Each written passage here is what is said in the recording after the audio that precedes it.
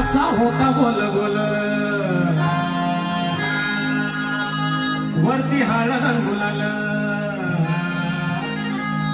जसा लिंबू प्यारी झालं तसे घरात होती हल